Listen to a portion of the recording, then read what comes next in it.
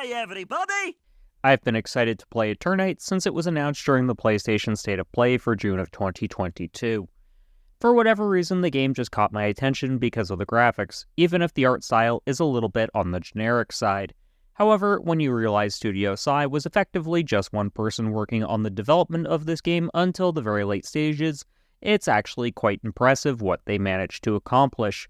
So far, I have only played a couple of hours where I streamed it on my Twitch channel. Link for that will be in the description. Anyways, Eternights has received mostly mixed reviews from critics. I can see why, but I found the game incredibly enjoyable so far.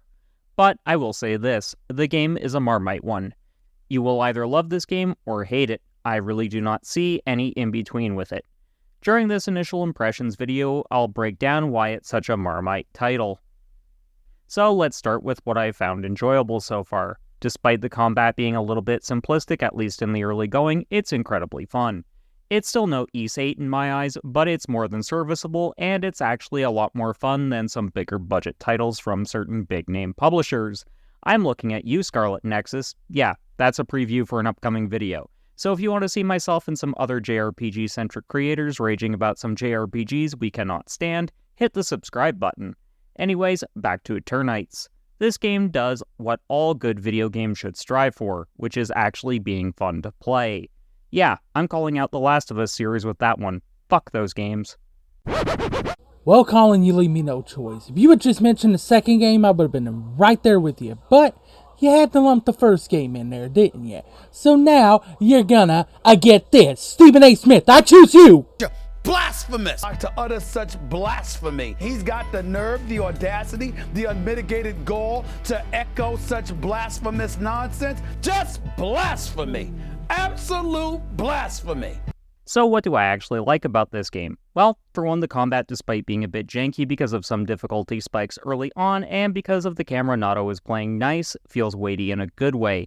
It's not sluggish like you'd expect in a Souls-like title, nor is it twitchy like an Ys or a Tales of game. It sits somewhere in between, and that makes it feel different enough from the other action RPGs presently on the market. It might just be me, but I found that action RPGs have been feeling stale and samey over the last 5+ years. So when something does the gameplay just a little bit differently, I'm more likely to enjoy it just because the gameplay will feel different. I also like how Studio Sai incorporated your teammate skills into combat, even if I've only been able to unlock Yuna so far. The way it's incorporated gives a game that would otherwise be a mindless button masher some semblance of depth, and I feel like that is going to open up further as I unlock more characters. I also enjoy the fact Eternights incorporates Persona-like elements, something Studio Sai have been incredibly upfront about, the fact they were inspired by the Persona franchise.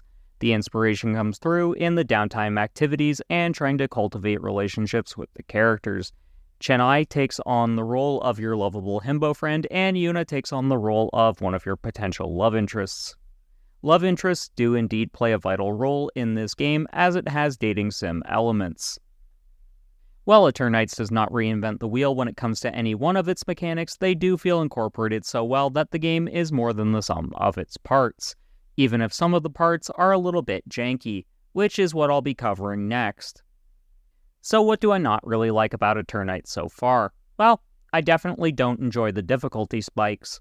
Other content creators have also discussed this and have stated it is remedied if you go down from normal to easy mode, but I want to try and beat this game on normal without dropping down to easy mode because I'm just too proud and stubborn to take the easy way out. Though to be honest, a lot of the difficulty I've had so far mostly comes from being hit with off-screen projectiles you're given little to no opportunity to dodge, because the camera angle is just that little bit too zoomed in to give the player the visual indicator a projectile is incoming, even if they do get the sound cue.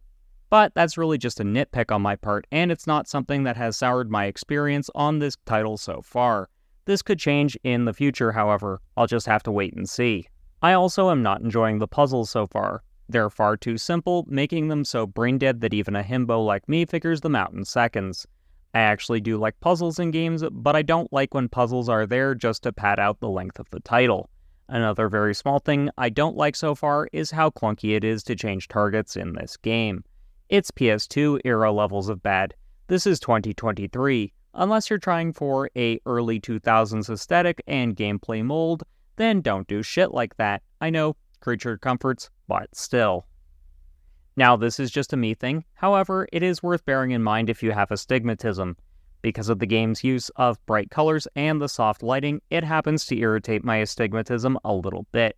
I'm sure for the vast majority of players this isn't going to be an issue, but if you have astigmatism and bright lights irritate it for you, then it might be a problem. The only other thing I have to complain about regarding Eternights is the fact the game doesn't really do a good job early on at explaining the story to the player.